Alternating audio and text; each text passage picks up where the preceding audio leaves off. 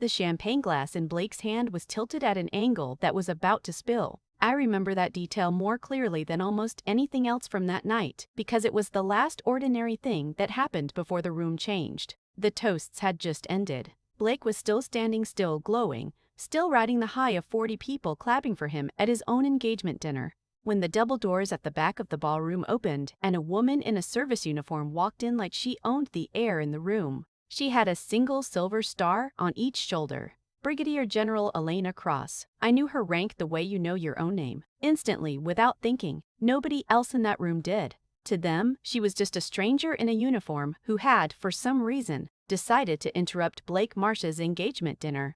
The sound cut through the room and every conversation died at once. "Ladies and gentlemen," General Cross said, and her voice carried the particular weight of someone who has spent decades giving instructions in rooms far louder than this one. "I understand there's been some confusion tonight about exactly who is sitting at this table." I was standing near the back wall in my dress blues, hands folded behind me the way I'd been trained to stand for 11 years. Nobody had noticed me yet. That was normal. I watched Blake's face do something I had never seen it do before. Falter. 30 seconds before that moment, nobody in that room knew my name. I want to tell you how a person becomes invisible in her own family, not all at once, but drop by drop, comment by comment, over the course of 26 years, and how she stops being invisible in front of 40 relatives and a general holding a microphone. But to understand the 30 seconds, you have to understand the 26 years first. My name is Reagan Kessler. I'm 33 years old and I have spent 11 years in Army intelligence, the last 4 of them as a battalion S2, the officer responsible for understanding the enemy before the enemy understands you. I made captain on schedule. I made major early, in a year when most of my peers were still waiting. None of that mattered at family dinners, because at family dinners I wasn't an officer. I was just Reagan, self-sufficient Reagan, the quiet one. The story of how I got so quiet starts long before the Army did. It starts with my cousin Blake. Blake and I grew up 4 houses apart in the same extended family, under 2 completely different sets of rules. He was the golden child before either of us understood what that phrase meant. He was loud in a way that adults found charming, the specific kind of charm that works on people who don't look too closely at what's underneath it. Every mediocre accomplishment of his childhood got treated like a headline. He made the junior varsity baseball team, and there was a cake with his name written on it in blue icing. He passed a community college math class on his 2nd try, and my Aunt Noreen posted about it online for a week straight like he cured something. Meanwhile, I built a robotics kit alone in my bedroom on Christmas afternoon, while everyone else watched Blake open presents downstairs, because nobody offered to help, and I didn't think to ask. I taught myself 2 years of Arabic out of library books nobody in my family knew or cared existed. And when I got accepted into ROTC on a full scholarship, a 4-year ride, tuition and books, and a stipend. The kind of acceptance letter you frame. My own mother looked at it for a long moment and said, "That's nice, honey. Are you sure that's really you, though?" Nobody in my family ever asked what my job actually was. Not once, not in 11 years. They knew I was in the Army, the way you know a coworker down the hall has a dog, a fact filed away, never followed up on. They didn't know I'd commissioned as an officer instead of enlisting. They didn't know what my work actually involved, the hours I kept the clearance I'd been vetted for, the fact that soldiers twice my age reported to me and trusted my judgment with things that could get people killed if I got them wrong. They didn't ask, because asking would have meant treating me like someone worth understanding, and that had never been the family's habit. My Aunt Noreen, Blake's mother and the family's self-appointed director of who mattered and who didn't, had a phrase she used whenever anyone gently pointed out the imbalance. It was usually my grandmother who pointed it out because my grandmother was the only person besides one family friend who ever really looked at me. Noreen would wave a hand, the way you'd wave away a fly, and say, "Well, Blake's always needed more encouragement. Reagan's just self-sufficient. She doesn't need it the way he does." As if my self-sufficiency were a convenience to be exploited rather than a wound that had been carved into me year after year by nobody showing up. My grandmother, Margaret Kessler, everyone called her Peg, was different. Peg had been an Army nurse in a war nobody at our dinner table liked to bring up, and she was the only person who ever asked me real questions. Not, "How's the military?" the way you'd ask about the weather, but, "What rank are you now?" And, "Does your team trust you?" And once, memorably, over Thanksgiving turkey, while the rest of the table argued about Blake's fantasy football league, do the men who outrank you know you're smarter than they are? She never made a scene about how I was treated. She just made sure that in her house, at least, I was seen. She kept a small shadow box on her mantel with my first set of collar insignia in it. The gold bars I wore the day I was commissioned. She'd asked for them specifically because nobody else had wanted them. I remember being 16, the day of my ROTC scholarship interview, 4 hours away by car. My parents had a work conflict. Blake had a baseball tournament that, as it turned out, he sat the bench for the entire day. Peg drove me herself, waited in the parking lot the whole 4 hours because there was nowhere else to wait. And when I came out, she just said, "Well, did you tell them the truth about who you are?" Not, "How did it go?" Whether I told the truth. She was the only person in my life who ever assumed the truth about me was something worth hearing. On the drive home that day, somewhere past the second gas station, she told me about her own service. Pieces of it I'd never heard before, because at family dinners the subject was always steered away like a car avoiding a pothole. She'd been 20 years old in a surgical unit closer to the front than official histories like to admit, and she told me without any drama in her voice. About learning to sleep in 11-minute stretches and about a corpsman named Dale who used to hum the same 4 bars of a song every single night to let the ward know he was still there and still on his feet. She didn't tell me the story to inspire me. She told it, I think, because I was the only person in the family who had ever asked her a real question back. What was it like? And she'd apparently been waiting a long time for someone to ask. "Nobody wanted my insignia either," she said at one point, eyes on the road. "Your grandfather's family thought I should have stayed home and let the war be someone else's business. I kept my things in a shoebox for 30 years before I ever put them out where people could see them." She glanced at me. "Don't wait 30 years, Reagan. Whatever you build, put it somewhere people have to look at it. Not for them, for you." I didn't understand, at 16, how long it would take me to actually follow that advice. There's a particular memory I keep returning to, from the summer I turned 12.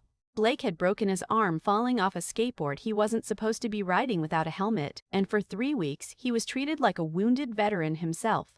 Casseroles get-well cards from neighbors. A special reclining chair set up in front of the television so he wouldn't have to strain himself reaching for the remote. That same summer, I spent 6 weeks teaching myself to solder by watching grainy tutorial videos on a library computer, because the electronics kit I'd saved 4 months of allowance for had arrived with a broken circuit board and I didn't want to ask anyone for help fixing it. When I finally got the thing working, a small robotic arm that could pick up a marble and drop it in a cup, I brought it downstairs during a family dinner, genuinely excited. The kind of excitement a kid doesn't yet know how to protect. My father glanced at it for maybe 4 seconds and said, "That's neat, sweetheart," before turning back to ask Blake how his cast was healing. I want to be fair to my father. He wasn't cruel. He wasn't Blake, sneering across a table. He was just a man who had learned, somewhere along the way, that some children require active tending and others simply get on with things, and he'd sorted me, without ever meaning to, into the second category. I understand now that this sorting happens in a lot of families, quietly, without anyone deciding to do it on purpose. That doesn't make it easier to have lived on the wrong side of it. There was also the matter of the language nobody knew I was learning. I'd started teaching myself Arabic at 14, using library books and later a second-hand language program a teacher had recommended because a documentary about interpreters had lodged itself in my head and wouldn't leave. I practiced vocabulary lists in the bathroom mirror before school so no one would ask what I was doing. By the time I was 16, I could hold a halting conversation, and I never once told anyone at home because I'd already learned that new interests of mine tended to be met with polite, forgettable nods. While Blake's new interests, a video game league, a half-finished attempt at a garage band, were treated like the family's collective future. I didn't resent him for that as a child. I just quietly stopped bringing things downstairs. I used to try to explain myself to the rest of my family. I want to be honest about that because it's an uncomfortable thing to admit. I used to come home on leave and try to describe, in small digestible pieces, what my actual work involved, hoping that if I just found the right words, someone would finally understand what I'd built out of nothing. I stopped doing that the year I made captain. I remembered the exact dinner. I'd just come back from an assignment I still can't fully talk about. 6 weeks overseas, sleep measured in fragments, the kind of exhaustion that lives in your bones instead of just your eyes. My Uncle Walter asked Blake about his fantasy football league for 20 straight minutes. Draft picks, waiver claims, some trade he'd made for a running back. He never once turned to ask me a single question. I sat there with my mouth half open around an explanation nobody wanted, and I closed it. I decided, somewhere between the appetizer and the dessert nobody had offered me, that I was done explaining myself to people who had already decided not to listen. If they wanted to understand who I was, they were going to have to see it, not hear it from me. See it, undeniably, with their own eyes.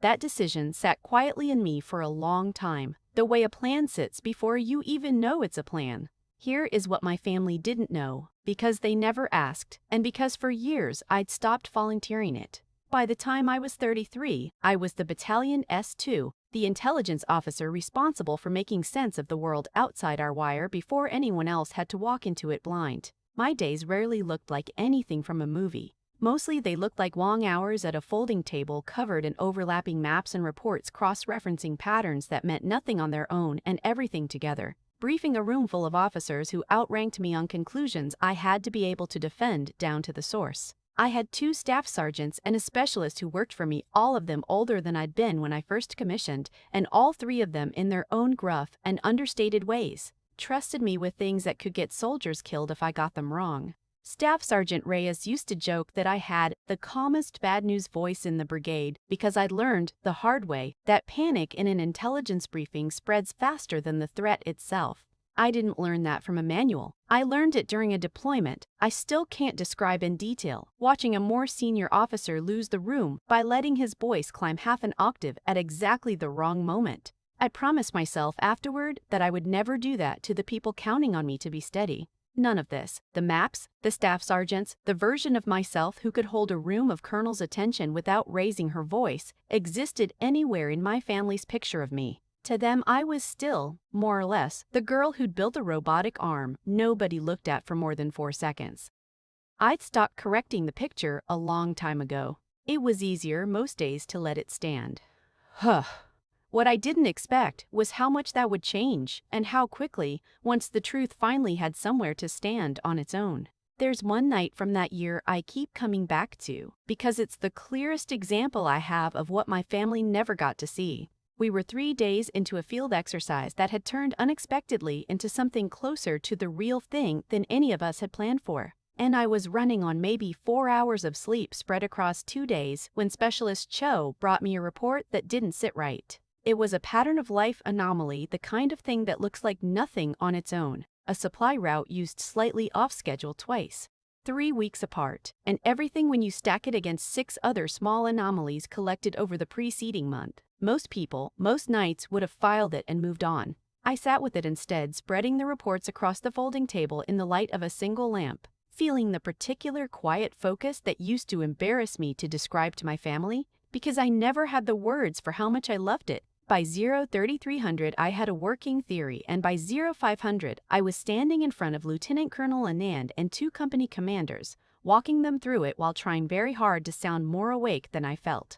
I remember Anand asking me, halfway through, how confident I was in the assessment. "Competent enough to recommend we adjust the patrol schedule tonight, ma'am," I said. "Not confident enough to bet the farm on it." She looked at me for a moment, the way she often did when she was deciding whether to trust an instinct that couldn't yet be fully proven. "That's usually the right amount of confidence to have," she said, and adjusted the schedule. Nothing dramatic happened that night, as it turned out. No headline, no story anyone would tell at a dinner table. Just a quiet, uneventful patrol along a slightly different route than originally planned. And 3 soldiers who came home the next morning having no idea how close they'd come to a version of that night that wouldn't have ended the same way. I only found out, weeks later, secondhand, how right the anomaly had turned out to be. That's the part of the job nobody at my family's dinner table ever thought to ask about. Not the danger, exactly, but the quiet, unglamorous vigilance underneath it. The kind of work that only ever gets noticed when it fails and almost never gets celebrated when it succeeds. Because success just looks like an unremarkable Tuesday to everyone except the person who spent all night making sure it stayed that way. Part 2. The dinner that broke the last thread. 4 months before the night in the ballroom, we were all at Blake's engagement dinner, the first one, the small family one, before the bigger celebration. It was held at the same steakhouse our family had used for every major occasion since I was a child. The one with the dim lighting and the leather booths and the maitre d', who still called my mother by her maiden name. I remember noticing as I walked in that I'd worn my one good black dress, the same one I always wore to these things. Because I'd learned years earlier that showing up in anything that drew attention only invited questions I didn't want to answer about why a government job required travel I couldn't discuss. Blake had just been accepted into what the family called a fast-track leadership program at Uncle Walter's company, the kind of program that exists more on paper than in practice. The kind where fast track means the owner's son skips the line that everyone else has to stand in. Uncle Walter stood and toasted him like he'd split the atom. Aunt Noreen dabbed at her eyes like her son had cured something. And then a family friend, a retired Army colonel named Sam Whitfield, who'd known me since I was 7 years old and who understood exactly what my collar insignia meant, turned to me with real, genuine interest and asked how deployment prep was going. Blake didn't even look up from his plate. "She only got in because she's pretty," he said, loud enough for the whole table to hear, and he laughed like it was the easiest joke in the world. Come on. Everybody knows the military hands that stuff to women now. It's not like she earned it. The table laughed. Not everyone, but enough. Enough to fill the silence where someone should have corrected him. Aunt Noreen smiled into her wine glass like her son had said something clever instead of something cruel. Colonel Whitfield's jaw tightened. He looked at me, waiting to see what I'd do. I said nothing. I picked my fork back up. I finished my dinner. I've thought a lot about how a grown woman with a security clearance and 11 years of service could sit in silence while her cousin humiliated her in front of people who genuinely respected her. The truth is, by that point, I wasn't fighting for the room's opinion of me anymore. I'd already stopped, months earlier, at that dinner with the fantasy football draft. I was just finishing my meal. But something in me shifted that night anyway. Not anger, exactly. Something quieter and more permanent. A decision beginning to take shape. I had been eligible for promotion to major for almost 3 months by then. My packet had been approved. All that was left was scheduling the pinning ceremony, the formal event where a senior officer places the new rank on your shoulders in front of witnesses. I'd always kept those ceremonies small, quiet. A handful of people from my unit, nothing more. For 11 years, that had been enough. This time, I did something different. I called my battalion commander, Lieutenant Colonel Priya Anand, and asked as calmly as I have ever asked for anything whether I could open the public portion of the ceremony to family. "Of course," she said, looking at me a beat longer than the question required. She had read my personnel file. She knew, in the careful, understated way commanders sometimes know things about the people under them, that I didn't often ask for things like this. "Any particular reason for the change?" "No, ma'am," I said. "Just time, I think." She didn't push. But before I left her office, she mentioned almost as an afterthought that our post's commandant, Brigadier General Elena Cross, who ran the intelligence school where I'd be reassigned after this promotion, liked to personally pin rank on officers moving into command track intelligence roles when her schedule allowed it. "She's read your evaluation reports," Anand said. "She might make time for this one." I didn't think much of it at the time. I had no idea what that offhand comment would set in motion. Before I left, Anand added something else, almost as an afterthought, the way commanders sometimes say the most important things. "For what it's worth, Kessler, you've spent 4 years under my command, being the person everyone else's bad news gets routed through calmly. I don't say that to embarrass you. I say it because most officers your age haven't earned that yet, and you don't seem to know it." She closed my file. "Pick whatever weekend works for you. I'll make sure it happens right." I remember sitting in my truck in the parking lot afterward for a full 5 minutes before starting the engine, turning that sentence over like a stone I hadn't expected to find. It was such a small thing to say. It undid something in me anyway. What I did think about for days was the calendar. Blake's rehearsal dinner had already been scheduled for a Saturday in October. When I looked at the open dates for my ceremony, that same Saturday was one of them. I could have picked any other weekend. I want to be honest about that because it matters. Nobody made me choose that date. I chose it on purpose, quietly, the way you choose a lot of things you don't announce out loud. Not to sabotage anything, not even really to compete. I chose it because some small, stubborn part of me, the part that had sat through 26 years of being an afterthought, wanted just once to put the truth in the same room as the performance and let people decide for themselves what was actually worth their attention. I didn't send a dramatic invitation. I didn't announce anything. I mentioned it to my mother in an offhand text, the same casual tone I'd have used to mention a dentist appointment. I have a work thing that Saturday, same weekend as Blake's rehearsal dinner. If anyone wants to stop by after the family dinner, the ceremony's open to guests. I gave a time. I gave an address on post. I said nothing else. I knew, from years of being underestimated, exactly how little effort it would take for my family to fold my work thing into an afterthought stop on their way to celebrating Blake. A box to check. A nod to the invisible cousin before the real celebration continued. That was fine. I wasn't building a stage. I just needed a room full of witnesses and no way to look away. So I did nothing except my job. I showed up early on the day of the ceremony in my dress blues and let a schedule I hadn't fully controlled do the rest of the work for me. I found out afterward, because he told me himself, unable to fully hide his satisfaction, that Sam Whitfield had made a quiet phone call the week before. He kept in touch with people from his old unit, the way retired officers do, and it turned out he knew someone on General Cross's staff. He hadn't asked for anything dramatic. He'd simply mentioned in the kind of understated way career officers talk to each other that a young intelligence officer he knew, Major Select Reagan Kessler, had spent years being quietly dismissed by her own family, and that her cousin had recently made a comment at a family dinner suggesting she'd been selected for her looks rather than her record. I didn't ask the general to do anything, Whitfield told me later, the corner of his mouth twitching in a way that suggested he was being only partly honest. I just mentioned it. Generals draw their own conclusions. I asked him why he'd bothered. He was retired. He owed my family nothing and owed the army even less at that point in his life. He could have let the comment at the dinner table pass the way everyone else had. He set his coffee down and looked at me for a moment in that steady, unhurried way career officers sometimes have, like they're deciding how much of the truth a person can carry.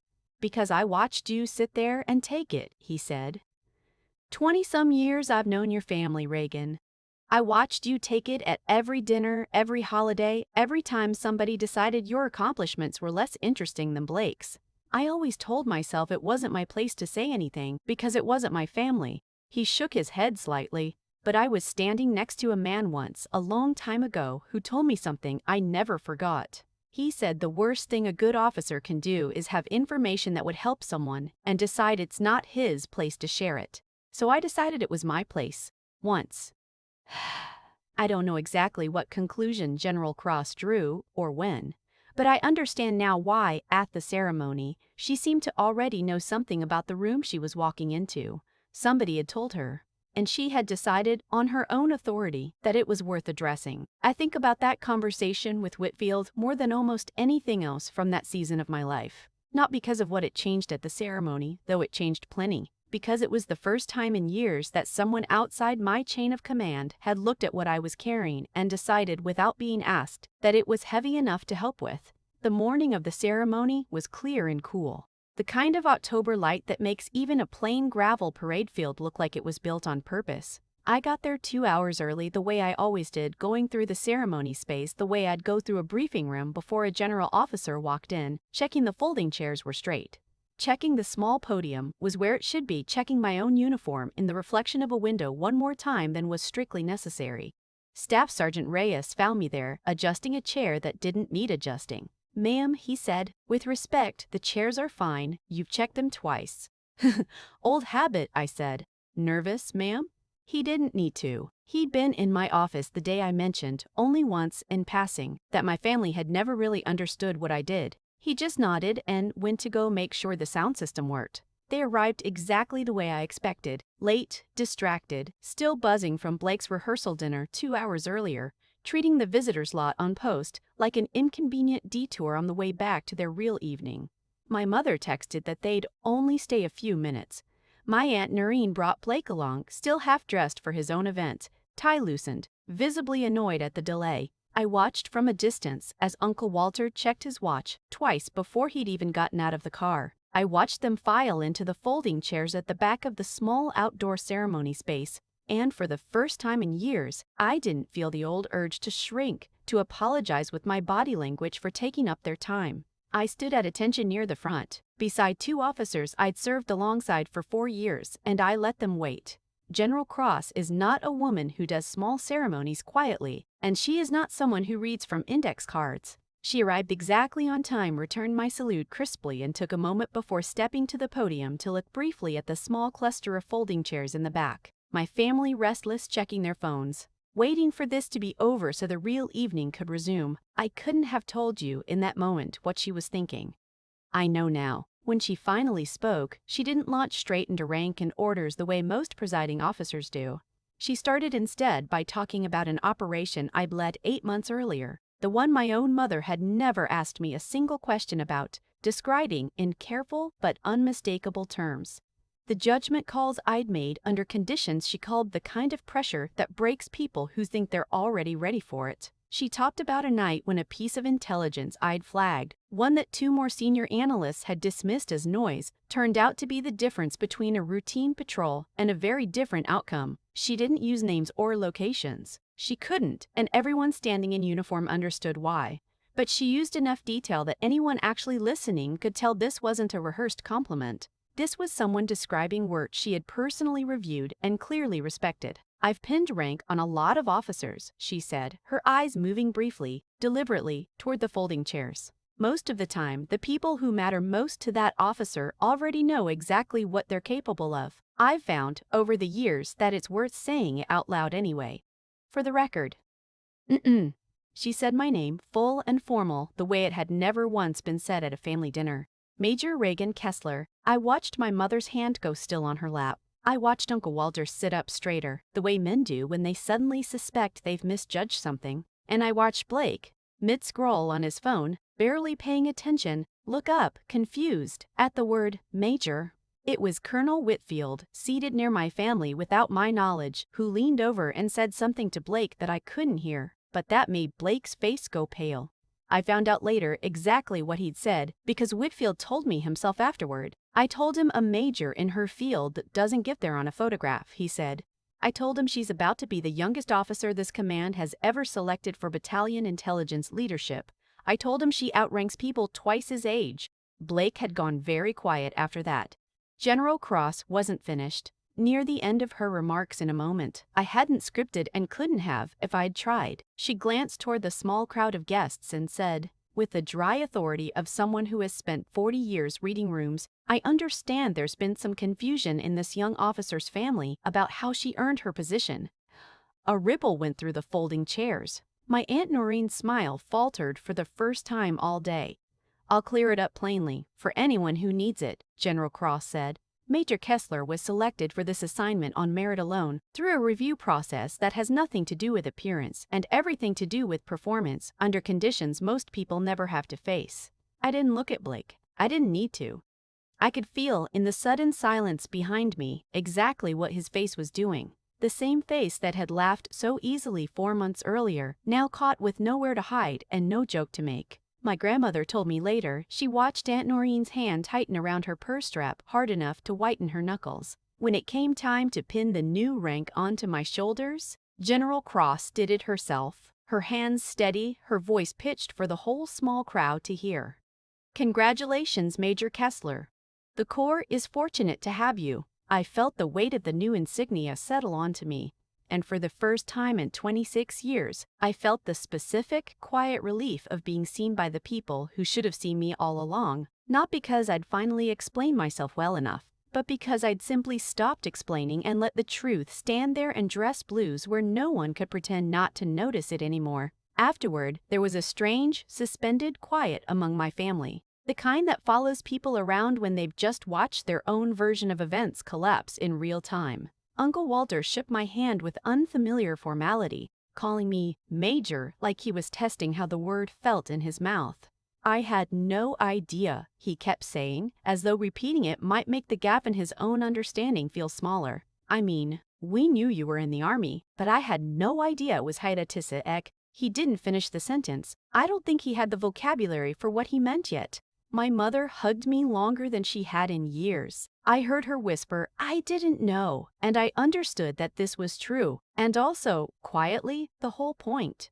When she pulled back, her eyes were wet, and for a moment she looked less like my mother and more like a woman doing arithmetic on 26 years, trying to figure out where all the missing numbers had gone. "Why didn't you tell us?" she asked, and I almost laughed, not unkindly, at how genuinely the question seemed to surprise her. "I did," I said gently. "A lot of times. Nobody was really listening."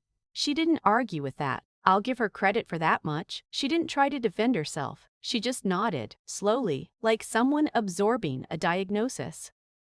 Blake didn't approach me that day. He left early, citing his own rehearsal dinner, though I noticed he didn't look nearly as eager to get back to it as he had looked eager to leave the ceremony. I caught his eye once, across the folding chairs, as General Cross was still speaking. He looked away first. Aunt Noreen offered a stiff, unconvincing congratulations before ushering him toward the car, already, I imagine, rehearsing whatever softened version of the afternoon she planned to tell people later. "Well, isn't that something?" was all she managed, her voice pitched somewhere between polite and hollow.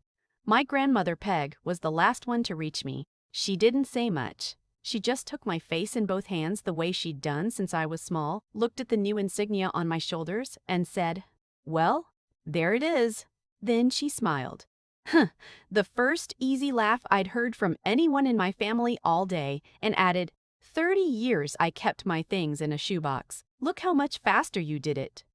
I didn't gloat. I didn't need to. I had spent so many years wanting someone in my family to simply understand what I built, and now finally they had, not because I'd made it easier to see, but because the truth had simply gotten too large and too official to keep ignoring. The months that followed unfolded quietly, the way real life does after the dramatic parts end. I went back to my unit, back to the work that had never needed anyone's permission or applause to matter. Among the people I served with, I found exactly the kind of respect I'd spent a childhood starving for. Not performative, not conditional, not handed out based on who was more convenient to celebrate.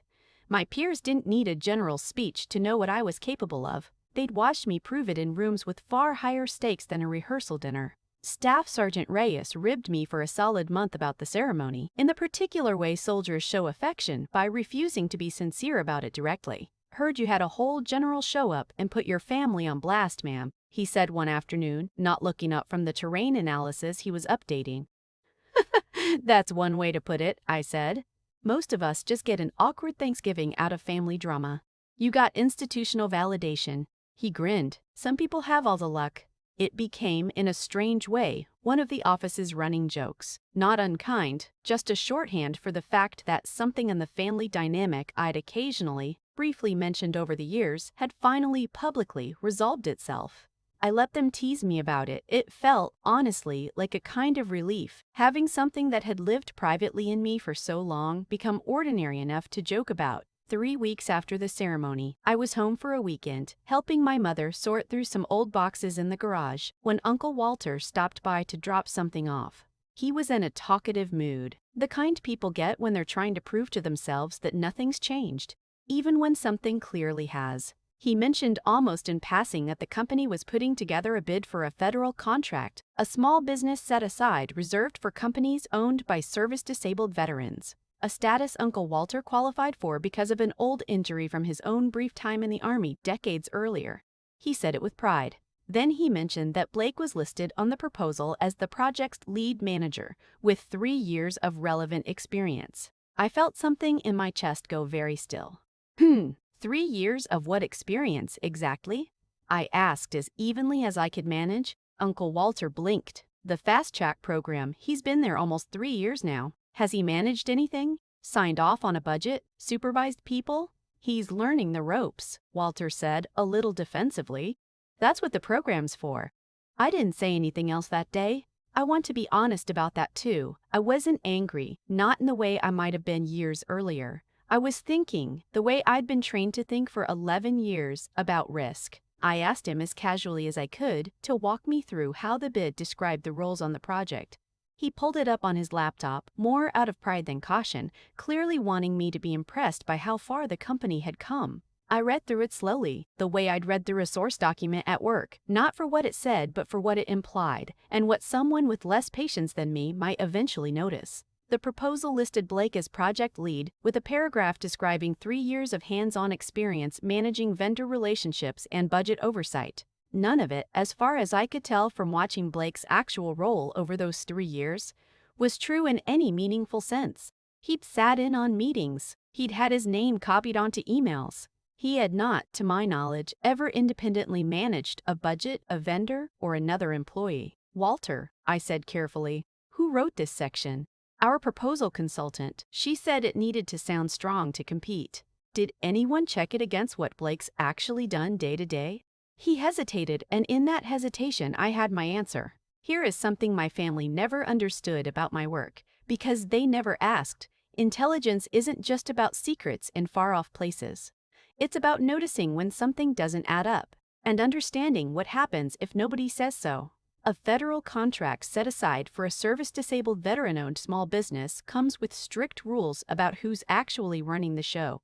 If the paperwork claims Blake had 3 years of real management experience he never had, and the company won that contract on the strength of that claim, it wasn't just an exaggeration on a resume. It was the kind of misrepresentation that federal law, the False Claims Act, among other statutes, takes seriously. Seriously enough to end companies. Seriously enough to end companies.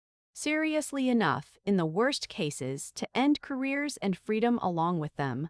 I thought about staying out of it. Blake wasn't my responsibility. Uncle Walter's company wasn't my company. Some petty, tired part of me, the part that remembered every dismissed dinner, every unopened door, even thought, briefly, that maybe this was simply what happens to people who never build anything real for themselves. But that wasn't who I wanted to be. I hadn't spent a career learning to see clearly just so I could look away when it was convenient for me. So I called an old friend from officer training, Captain Marcus Oylerin, who had gone the legal route after his first assignment and was now a judge advocate specializing in federal contracting compliance, the kind of work that exists specifically to keep companies, especially veteran-owned ones, from destroying themselves through paperwork they didn't fully understand. Walk me through it, he said, and I did, laying it out the way I'd lay out a briefing. Facts first, conclusions after, no editorializing until he asked for it. Marcus was quiet for a moment on the other end of the line. I could hear him typing, pulling something up. Set-aside contracts like this one exist specifically to help veteran-owned small businesses get a fair shot, he said finally. The whole system runs on trust. The government trusts the certification trusts the paperwork. When the paperwork's wrong, even honestly wrong, even wrong because somebody's kid needed a title to sound impressive, the exposure doesn't care about intent nearly as much as people assume. How bad, realistically? If it's caught before award, it's a correction. Annoying, a little embarrassing, but fixable. If it's caught after award, especially if the company's already invoiced the government using that misrepresentation, you're looking at potential False Claims Act exposure, treble damages, possible debarment from federal work for years. In the worst cases, if it looks deliberate rather than careless, referral to the Department of Justice. He paused. You're not obligated to get involved in any of this, Reagan. This isn't your company. I know, I said. But I'm the only person in this family who'd actually recognize what it was before it became a problem. That has to count for something. You want me to walk your uncle through fixing it, or you want me to just tell you what to say to him? Both, if you've got the time. He laughed, not unkindly. For you? I've got the time. I asked him what I should tell Walter, specifically to get him to take it seriously without feeling like his own niece was accusing him of fraud. Marcus gave me the plain version. Don't lead with the law. Lead with the risk. Business owners protect what they've built long before they worry about doing the technically correct thing. Show him what he stood to lose, and the correction would follow naturally. A few days later, I drove to Uncle Walter's office.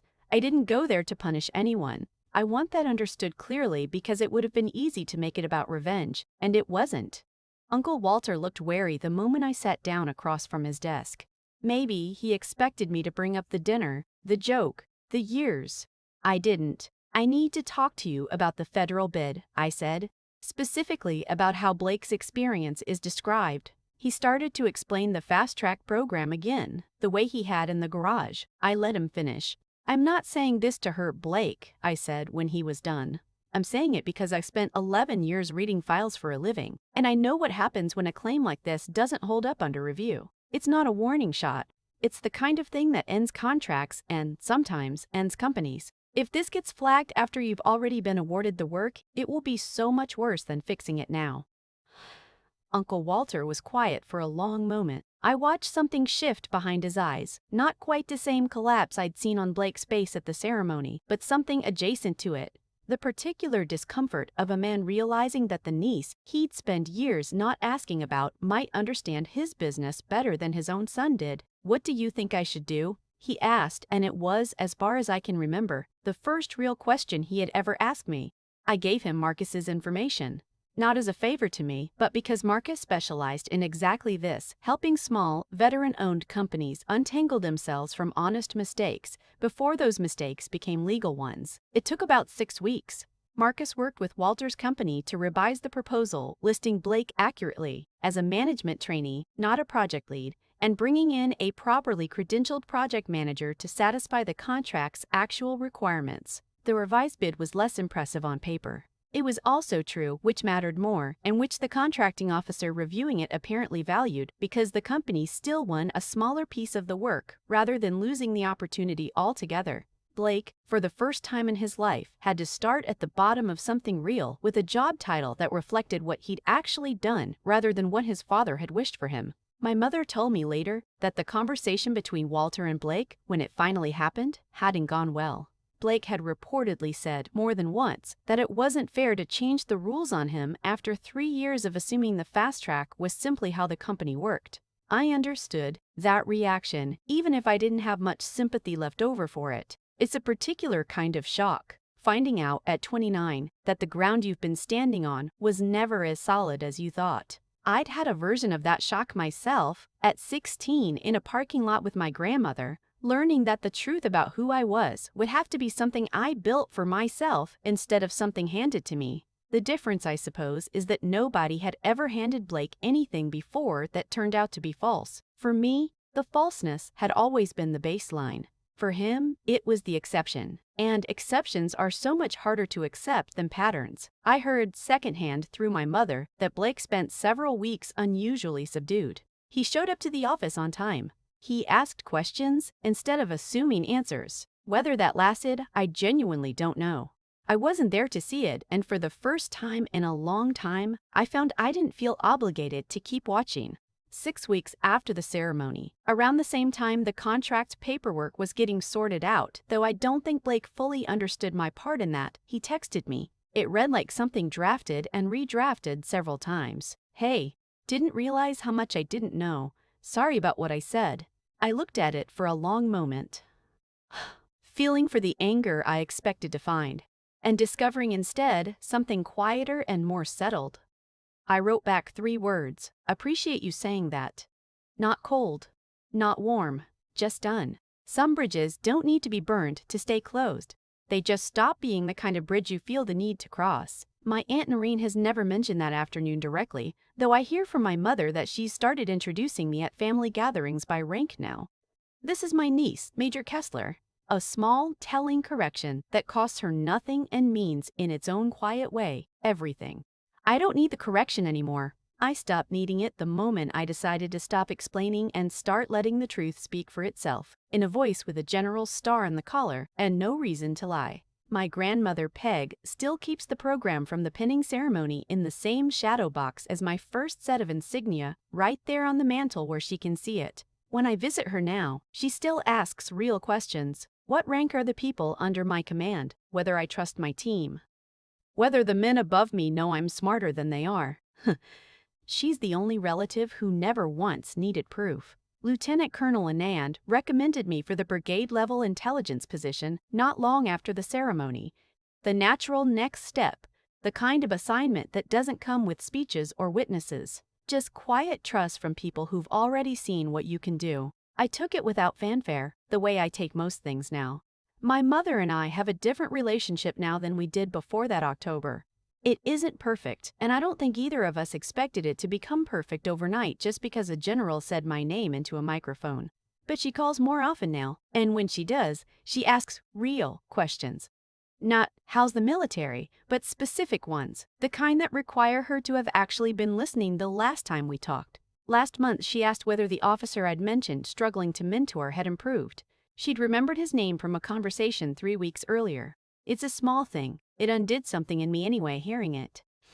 I don't think my mother set out across 26 years to make me invisible. I think she simply never learned to ask, and nobody around her ever modeled it for her. And by the time she might have started the habit of not asking, had calcified into something that felt to both of us like simply how our family worked. I've decided not to spend the rest of my life angry about that. Anger is heavy to carry, and I've carried enough heavy things for one lifetime already. What I've chosen instead is something closer to cautious hope, the sense that it's never actually too late for a person to start asking real questions, even 26 years late. Even after the damage from not asking has already been done, it doesn't erase the years, but it changes what comes after them, and I've decided that's worth something.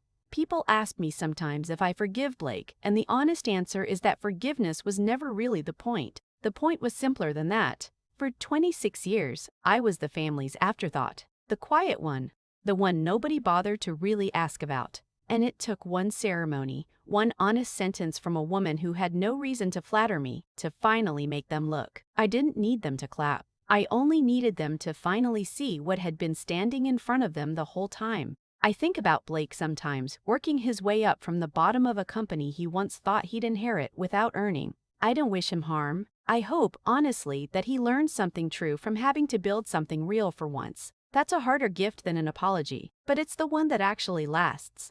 I think too about what it would have taken for things to have gone differently, for anyone to have asked me a real question at any point across those 26 years the way Peg always did. The way Colonel Whitfield finally did when it mattered most. It wouldn't have taken much. A single sentence at the right dinner, a moment of curiosity instead of assumption. I've come to believe that most family wounds like mine aren't built from cruelty. They're built from 1,000 small failures of attention, each one so minor it seems unreasonable to mention on its own, until decades have passed and the person on the receiving end has quietly rearranged her entire sense of self around the absence. I don't say that to excuse anyone. I say it because I think it's useful for anyone listening to this who recognizes themselves in it, on either side of the table. If you're the one who's been overlooked, know that the overlooking says far more about the limits of the people around you than it says about your worth. And if you suspect even a little that you might be the family's version of my Uncle Walter or my Aunt Noreen, sitting comfortably at the head of the table while somebody quietly starves for a real question, it isn't too late to ask one. It costs you almost nothing. For the person across the table, it can be the difference between 26 years of silence and finally being seen.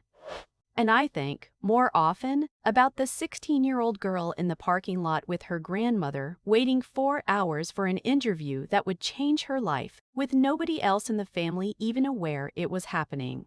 I think about how much of what I built without an audience, and how strange it is that it took a stranger with a star on her shoulder and 30 seconds of a speech I didn't script to finally give that girl the room she'd always deserved.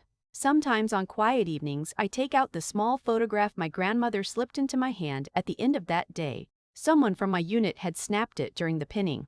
A blur of dress blues and a steady hand placing new rank on my shoulder. And I think about how close I came to never letting anyone see it happen at all. It would have been easy to keep the ceremony small, the way I always had. Easy and safe, and exactly the kind of invisible I'd trained myself to be comfortable with. I'm glad most days that I chose otherwise. If any part of this sounds familiar to you, if you've ever sat quietly through a dinner table joke at your own expense, waiting for the moment the truth finally speaks louder than the people who doubted you, I'd love to hear your story in the comments. Tell me what your version of that ceremony looked like. And if you're still waiting for yours, it's coming. Stay ready for it.